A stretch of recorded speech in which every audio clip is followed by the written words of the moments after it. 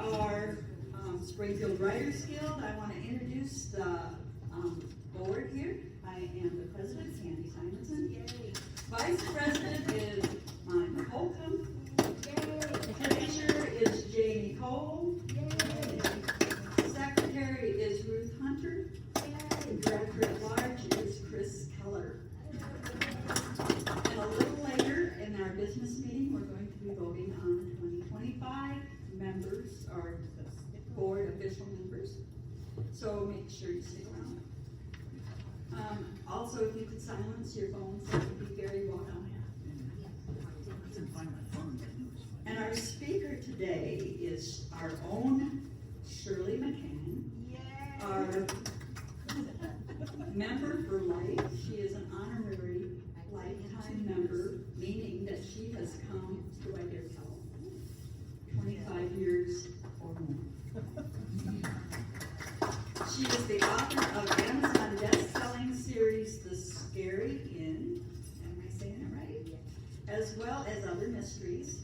Her award-winning short stories have appeared in The Woman's World, Alfred Hitchcock Mystery Magazine, and The Forensic Examiner, as well as numerous other publications. She has recently published her first, but not last romance titled, Hope for the Future. She is the co-founder of Springfield, Missouri Writers Group Sleuths, Inc. Mystery Writers, and she also maintains her memberships in the Springfield Writers Guild and the Ozark Romance Authors, and she is also on the board of Between the Pages Writers Conference. So welcome with me today, Shirley McCann.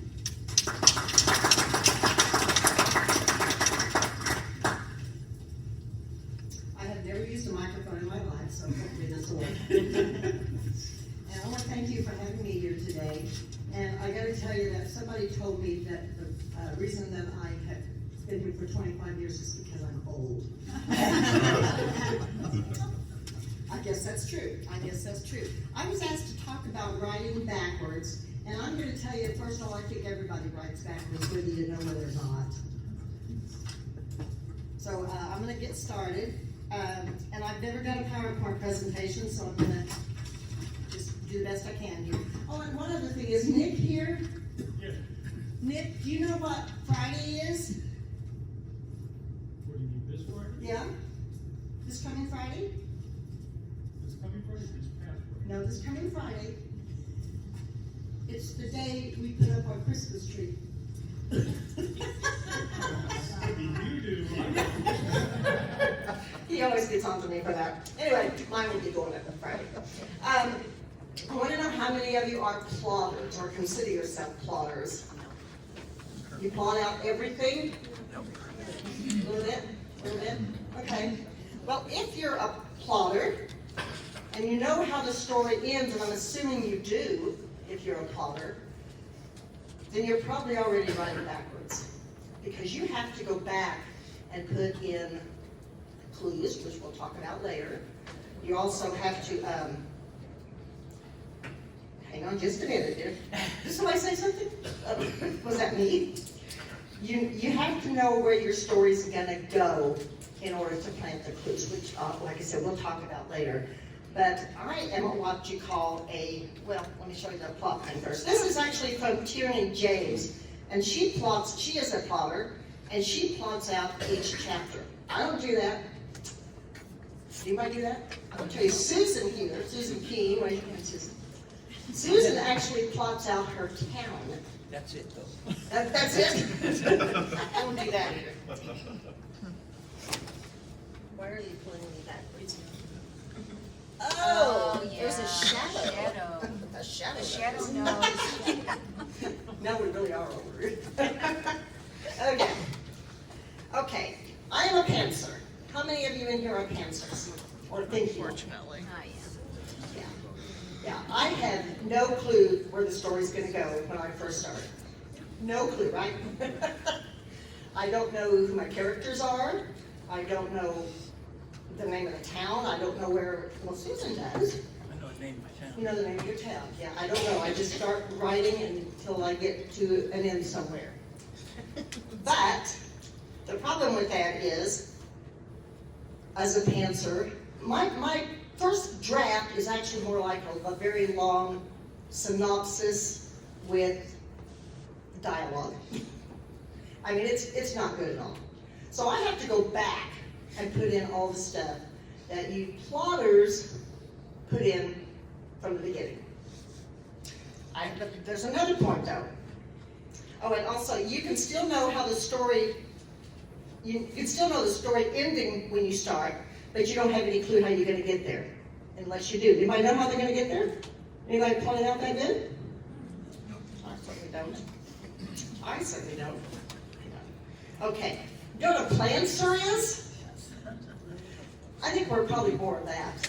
A lot of us are probably more of that than we are a plotter or a pantser. Because as a planter, you do a little bit of both. You plan it out, which I do after I've done the first rough draft. Then I will go back and make a little chart, maybe in a character sketch. I don't know my characters when I start.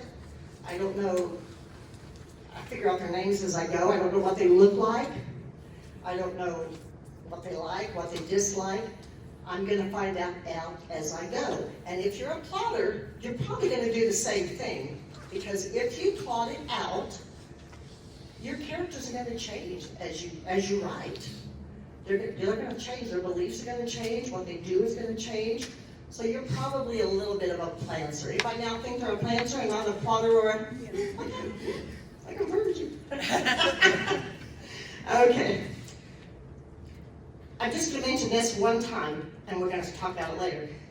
If you're a plotter, or a planter, however you want to call it, it's easier to plant clues this way, because you know where you're going to plot them later, or put them later.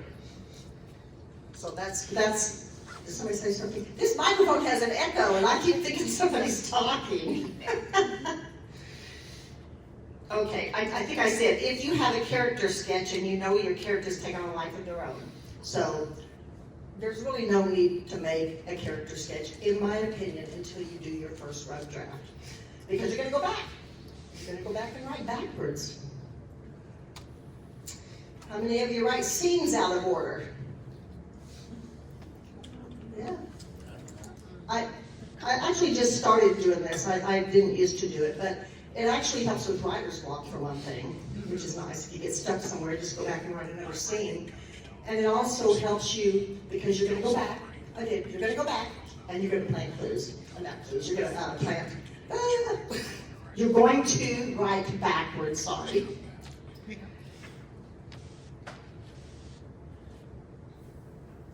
Yes, I will go back and fill in some blanks about my characters. And then I'll go do a character sketch. So, anybody already think they write backwards? Juanita? Yeah. Yeah. Why do you think that? Why do you think you write backwards? Yeah, so our series, we already have 14 books planned in our series. We already have some of the ending scenes for the last book written. And so then we said, well, Go back. we're starting here, we're gonna get there. We've got to write everything to that point Yeah. and get us there. So. Yeah. Yeah, that is a really good point. Brings up something else, and I don't want to go to planting clues yet. There's something else I wanted to tell you. Yeah, it works. Yes, hang on just a second.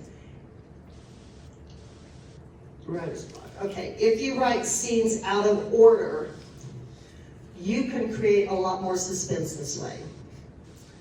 Because you don't know what your character's going to do until they do it. Because your characters will take on,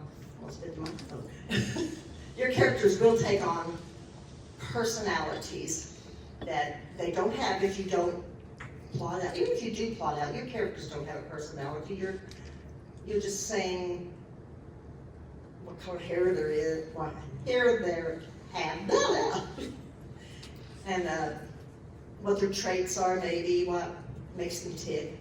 But you don't know your characters because, as we all know, as we write, characters take on a life of their own. So is your plot. So is your plot. I like to write short stories. How many of you write short stories?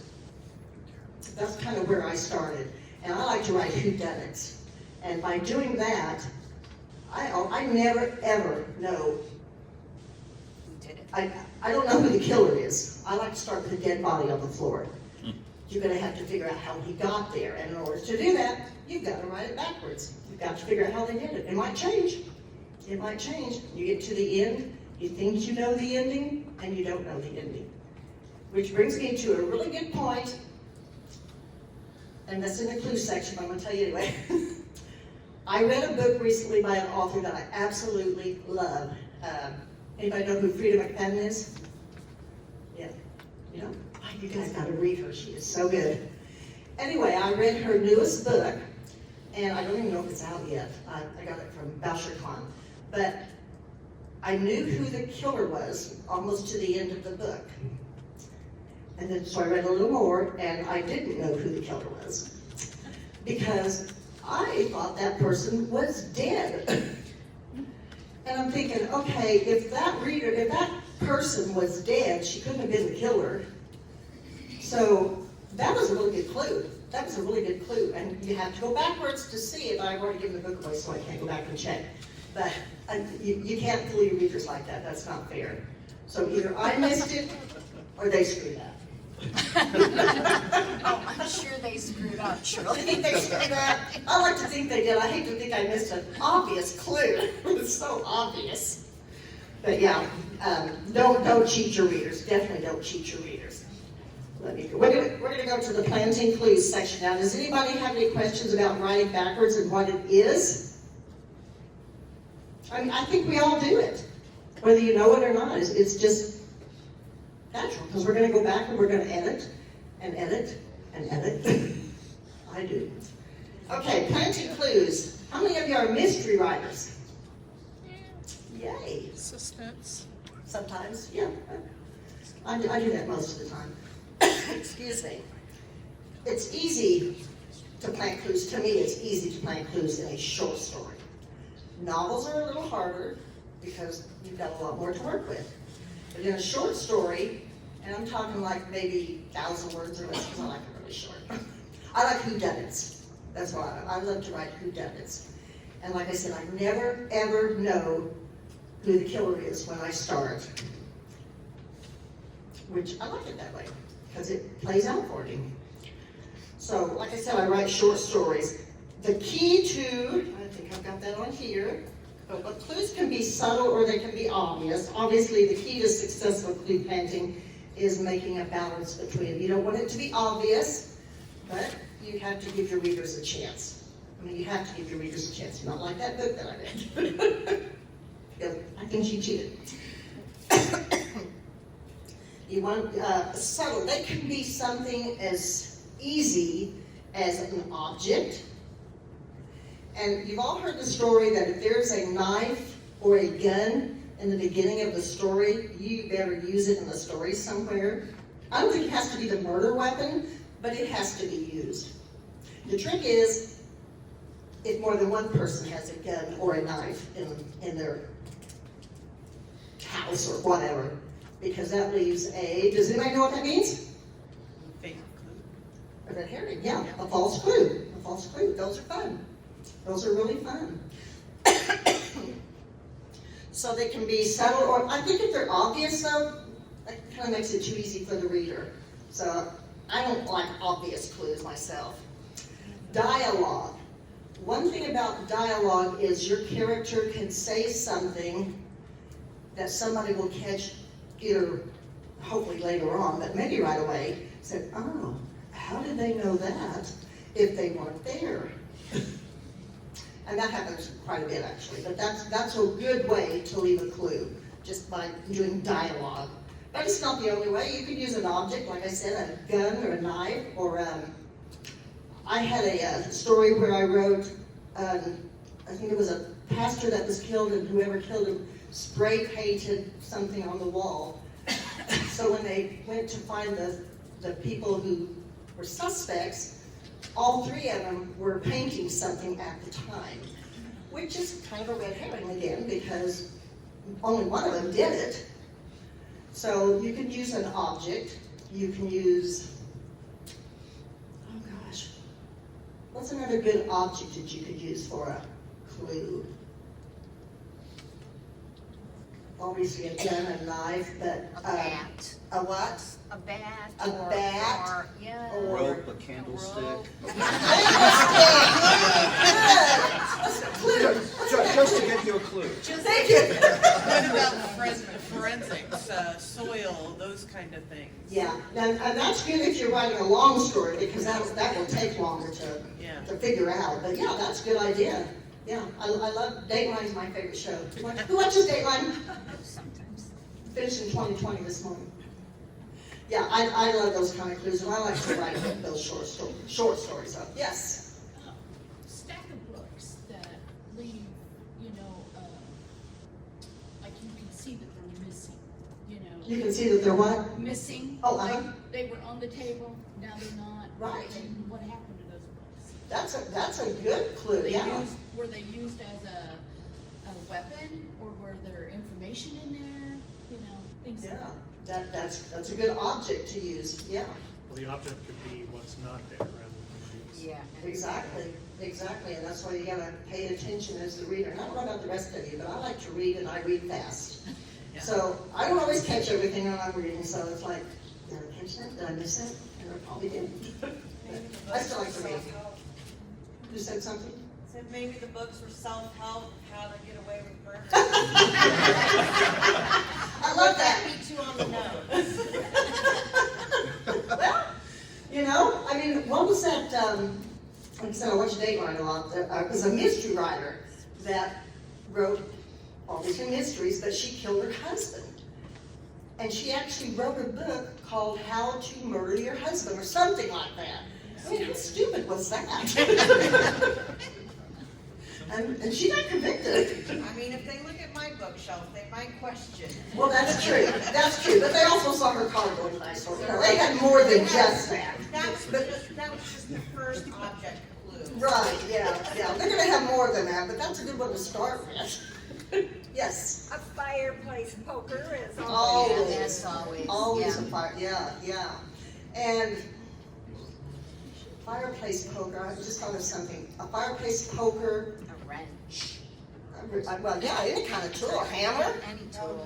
Yeah, maybe a missing fireplace poker, and you find it at somebody's house with fingerprints on it. I've always had this idea. Rushmore, they have the big block of ice. Aren't you nice? The evidence, what? Yeah. Aren't you nice? The evidence melts. Would melt, Yeah. yeah. I wonder if they could figure Blood's that still out, there. though. Yeah. A puddle, They could. takes a puddle of water. Maybe, I don't know, that'd be a good question for a detective. If it's a rainy day, it could work. It could. Attract water. Provided it's outside. Now, I've heard that water won't wash away fingerprints anyway. I don't know if that's true. Is that true, Nick? You were in that business. I'm still working on the Christmas tree. I had to say that to him. He bugs me every year. You know, my mother that was her foil. She hated that, see people before Thanksgiving. Yeah, Yep. but yeah, and it's cheery. So there. Oh, that was me again, wasn't it? My echo. Okay, so we can use an object. And we talked about red herrings, and I love red herrings because they're there to throw the reader off. Yeah. And they work. And there can be as many as you want to put in. What's the best red herring anybody ever knows to the, or a story, or a show? Snake. What was that? I was gonna say snake. A snake? No, Severus Snape is the biggest one. Oh! That's a good one. That's, yeah, in Harry Potter. See, I didn't watch Harry Potter. That's not my kind of thing. Yeah, Jim? Love Harry Potter. That's fine. When Bruce Willis, at the end of the movie, we find out he's, Oh, yeah. I don't spoil it for people, I haven't seen it, but Sixth Sense. Yeah. Sixth Oh, I Sense, love that one, yes. yeah. Who would have thought that? Yes. Well, I like the Father Brown stories because he's the short Catholic priest that solves murder mysteries, and he knows all this stuff because he hears from confessions all these terrible murders. And it's a phenomenal. So one of them is this guy. He looks down and he hates someone. I'm spoiling this one story, by the way. So he throws the hammer down to kill the guy, but he blames it on his brother who's autistic. And so they think, well, who's strong enough to hold this hammer to hit the guy? Well, this autistic guy obviously was, but Father Brown's looking up at the chapel and he's like, yeah, when we're looking up there and you're looking down like people like ants, and you feel like the judgment of God in a place like this, and so he's having this conversation with this person and he ends up confessing to the murder, but it was just really tactful where you think, he's using something that you would think was obvious. Yeah, those are fun. Oh, I should have caught that. I love those. I love those. I wrote a short story once, and of course you didn't know the end of it until the end, because the guy left his workplace to go kill somebody, and he came back, and nobody knew it was him until the attendant at wherever he went to kill somebody remembered that the guy had on his workplace name tag with his workplace on it and his name tag. Yeah, So that was a fun clue. That was a fun clue. And they bought it. So you need to connect the dots in all your stories with all the red herrings and all the clues. Yeah, planting clues is a great way to write backwards. Because like I said, I never ever know when I write a short story, that is, who is the killer or thief or whatever. I like to kill people, but it's more fun. But yeah, I never know, and I love to go back and plant the clues. So you're writing backwards, so they're kind of the same thing. How many of you write whodunits? Anybody else besides me write whodunits? Susie, Monica? I mean, they're fun. You should, everybody go home and try to write a whodunit. They're so fun to write. I brought a collection here for a door prize later, so you can see how I wrote whodunits. These might have been. I have that. You have that one? Yeah. I'm thinking these might have been ones that were actually published in Woman's World at one time.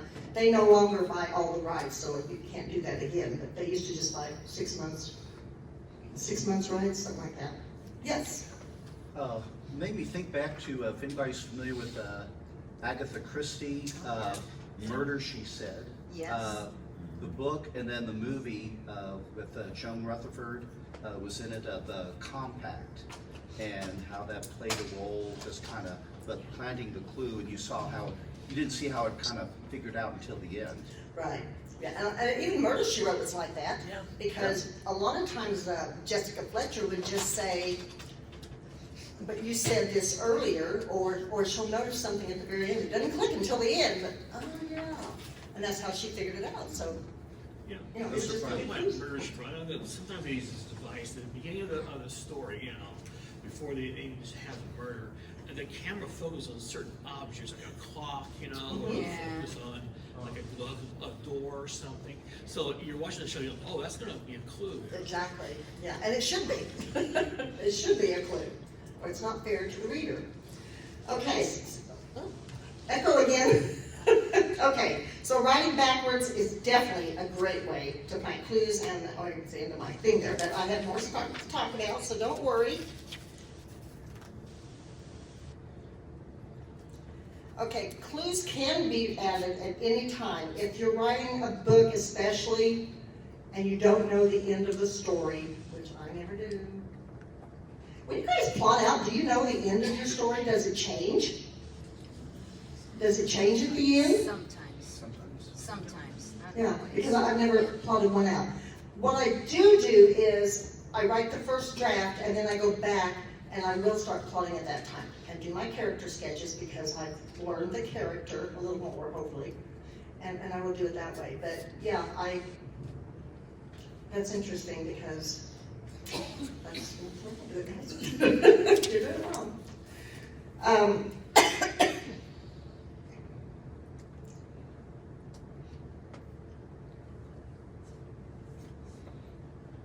Let's see what else I have here.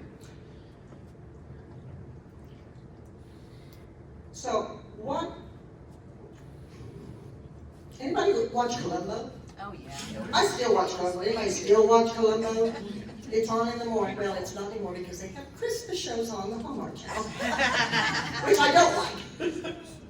But anyway, Columbo is one of my favorite people because you know who did it Up front. up front. Yep. The trick is, how is he going to figure it out? So that's kind of writing backwards. I mean, he's doing it completely backwards. but it works in the end. I mean, it still holds your attention, at least it does mine, because I've seen it 20 zillion times. Are there any more questions?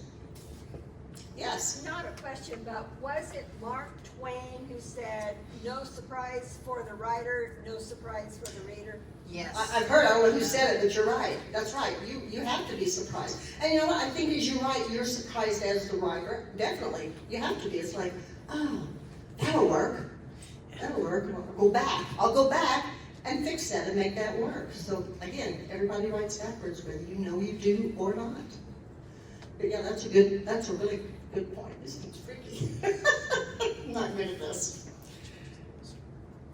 When you plant a clue, and you're writing a long story, a book or something, and you've mentioned something at the beginning that the reader might not catch because it's so subtle, I think you need to go back, or not go back, but mention it again later. Give somebody a chance. I don't know if you guys ever used to read Mary Higgins Clark, but she was one of my favorites. And she was so good at that. But she had a book, and I forgot the name of it, but where the culprit, I don't even remember what he did, but the culprit liked to use different voices. He would just play. And it was very innocent. He just liked to use different voices. But then they found out something about the killer or the culprit, and his different voices is what made her catch him. And she was so good at doing that. She was so good at planting clues like that. I loved Mary Higgins Clark. I can't believe she's gone. But who's one of your favorite authors, Monica? Janet Ivanovich with the Stephanie Plum. They're not really murder mystery or anything, but there's always a something she's got to figure out. Yeah. Well, And, really all books you have to figure something out. Even in romance, you have to. She's usually after someone or something, and there's a whole story behind it. It turns out to be much, much bigger than, just seeing it unravel. Yeah, even in a romance, I write backwards in a romance because, like I said, I write by the seat of my pants, and I don't know where it's going to go. So you're going to go back, and you're going to fill in all the stuff that will make your story better, hopefully. Okay. Any more questions? Because I think I'm about. What are some of your favorite mystery books, like in your genre, stories, writers that you've enjoyed that you would recommend? Well, like I said, Frida McFadden, and I don't know if you guys know who she is, but she was a self-published author. She's also a doctor specializing in not brain surgery, but in brain issues. Yeah, brain disorders, thank you. And she was self-publishing her books a lot, and I didn't know that for the longest time. And she was recently picked up by a publisher. Frida McFadden isn't her real name. She doesn't want anybody to know who she is. I've heard she wears a wig, which I believe, and she doesn't do public speaking. But she turns them out like crazy. I mean, you gotta read her. She turns it out like crazy, and she is so good. So I'm reading all of her books, and I would definitely recommend her because they're awesome. They're awesome. But like I said, I like Mary Higgins Clark. I'm trying to think. I read a lot. Mary Kubica is another one that I really like. I just read another one. I just read, who wrote that? Leanne Moriarty. Anybody read that? Hers not necessarily a mystery. Does anybody read her? Yeah. Did you like her latest one? I read 9 Perfect Strangers. Yeah, I read that one. I wasn't crazy about her newest one. It was okay. But I bought it. But she is, she's a good writer. And she's not really mystery writer. She's more, I don't know if they call it women's fiction anymore, but that's kind of where I would put her. But some of them are mysteries. They have mystery in them. Yeah. Her newest one did not have a mystery in it. It was just kind of there. But it was okay. It just wasn't worth $30. But she's another one that I really like. And God, I've got so many I can't even think of right offhand of who they are. Did you say something? Right now, I read everything by C.J. Box and all the old ones by Sue Grafton. Yeah. Oh, yeah. I only got one more to read. I read them all. Yeah. And I have 2 more C.J. Box. I don't think I've read maybe I've read one C.J. Box. Box or Boggs? Box, B-O-X. C.J. Box. He's it's Joe Pickett series. Joe Pickett's a game warden in Wyoming. Oh, I've heard of that. It's really good. Yeah. I mean, I read those. I don't necessarily read them in order. Are you supposed to? I never read anything. I don't read anything in order either, because they should carry their own. Myself, I don't like books that have an ending, and then you have to read the next book. That don't have an ending, you have to go to the next book to figure out what happened. I mean, I like books that have to have an ending. You can still have a series, Yeah. but that particular story has to end. Because if it doesn't, I'm not going to buy the other one. But yeah, if you guys go read Freedom McFadden, seriously. I mean, you will be so amazed. But she is so good. She is now my idol since Mary Hughes Parkway. Yes. Oh, do you like T. Davis Bunn? T. Davis Bunn. I've never heard of that one. Oh. Oh, T. Davis. He bases them out in history, artifacts and things. I recently read one called The Book of Hours, and it's related to the Book of Hours in the UK. Huh. What's the last name? Yeah, Bunn? B-U-N. T the initial, Davis and Bunn, B-U-N-N. Okay, yeah. So spell it so everybody could hear it, Shirley. Oh. She's very soft. Yeah. Yeah. T.J., right? T. Davis. T. Davis. Well, I wrote down T. Davis. No, I wrote down Davis. I just can't read my own writing. T. Davis Bunn, B-U-N-N. Now lately he's dropped the T and just goes by Davis Bunn. Oh, okay. I just finished the Book of Hours. I was like, how many more clues can he put in here? Yeah. That's a good question. Do you think you can have too many clues? Yeah. Ooh, I don't know. It was just one twist and another turn. Do you make notes so you can figure it out at the I end? scribble all over books. Do you really? You scribble on the books? I do. I scribble on my books. Shame on you. No. Never do that. Well, I should. I didn't see you sneak in. Good to see you. Yes, Chris. Tell us about your journey, about how you chose your genre, your first books, your challenges. Tell us about you. Well, like I said, I like to kill people. On paper, it's more fun. My first published fiction was in Woman's World, and that was many, many, many years ago when they used to want, like, I don't remember, maybe 500. No, they want 500 now. Oh. They wanted 2,000 back then, and then you didn't actually have to solve. I mean, you had to solve it, but the reader didn't get to solve it. You just wrote it in the story, and that was my first one. And I published. They're fun. They're fun because they pay very well.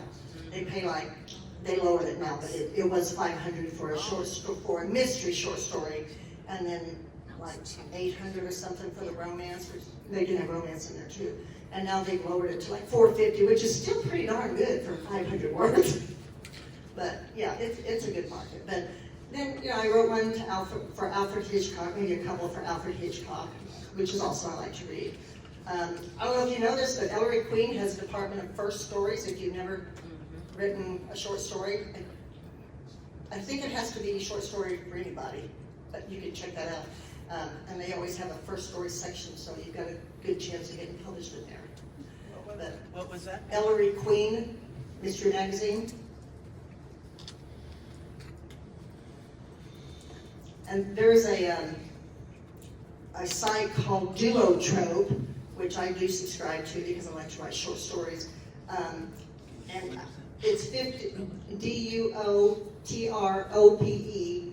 There's a $50 charge a year, but it lists tons and tons of markets for short stories. I use that. You use that? It also lets you keep track of your submissions. Yeah, I just use mine in Excel. I'm not that smart. But yeah, you can keep track of it. Yeah, have you sent a lot to it? Yeah, Good. That's where I get all my leads from, where it's stories. Yeah, it's definitely worth the $50 because they'll give you tons of markets to submit to. Yes, Susan. There's one called Freedom from Writing, Freedom in Writing. In They writing. save you 40 every day. Say it out loud. Freedom from writing? Freedom For writing. for For Writing. writing. Oh, And they send you at least 40, 50 a day. 40 or 50 what? A day. Leads. Oh, wow. A lot of them, they're very specific though. Yeah, You know, like some of them are like all about the Pacific Northwest. yeah. You know, Yeah. a certain statue. We gotta be from a certain state or something. Right. Yeah. They're pretty specific, but Yeah. there's one in there once in a while it only takes 5 minutes to read it. It's worth it. And it's free. Yeah, I mean, there's so many, there's markets for short stories out there. The trick is that some of them don't pay. And some of them will just pay like a copy or something. But, you know, to me, I used to do that. But to me, you can put your short stories in a collection and put it on Amazon now, so why would you want to give it away for free? So I would not do that. I've been writing since they paid with postage stamps. Okay, now, you're old. Sorry, Susan. What'd she say? I said she's old. Now, what did she She say? said, I've been writing Oh. since they paid with postage stamps. Oh. I was telling before you came in that, it was John that told me because I got the, what is it, the free membership or something for SWG. It just means I'm old. Oh. So thanks, John. Okay, any more questions? Yes? I imagine it may be another genre, I'm not sure, like Perot, What was it? Perot, Perot? where he does not, there's no blood. Oh, okay. Actual seeing of it, there's no horror, there's no frightening anything. That's what I like. And so it's to kill somebody without all the yick that goes with it. And I'm kind of with you there. I don't necessarily do a lot of blood and gore because I don't want to see that. It's just a cozy. That's a cozy, yeah, like a cozy mystery. I don't mind a little blood and a little gore, but I don't want to see it on TV. Like when they redid, I Know What You Did Last Summer, which was a great book, in case you guys have never read it. Lois Duncan years and years and years ago. And they remade it into a movie. It was really gory, which we're in the whole thing. Bones gets pretty boring. What does? The TV show Bones. Yeah, Yeah, I used to it's like, pretty I used to gory. like Bones, yeah, yeah. It but does get. It was a mystery, is how they solved the, find the clues. That's how they did it. Or it's coming back. Let's see. I think that's their way of getting away from the actual storytelling. Like, oh, if we just throw in more blood and gore, we don't have to have a good story behind it. Yeah. Yeah. Unfortunately, a lot of people like that stuff, though. Yeah, kids. Yeah, not me. Just solve the mystery. That's what I like to do. Any more questions? Well, I think I'm done then. Thank you. Thank you.